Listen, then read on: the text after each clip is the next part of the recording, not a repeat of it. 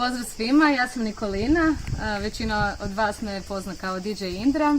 Ovo je naš pastor kojeg smo udomili prije nekoliko mjeseci, koji sada s nama uživa na moru.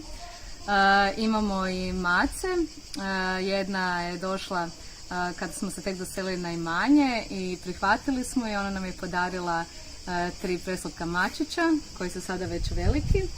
I nakon toga nam je došla još jedna mala maca koju smo našli na cesti i udomili ju. Nije imala mamu, mjesec dana je bila stara i sva je bila preplašena, ali bila je puna ljubavi, posebno se sa Torom sprijateljila, bili su najbolji prijatelji i ona mu spava na repu, igraju se po cijele dane.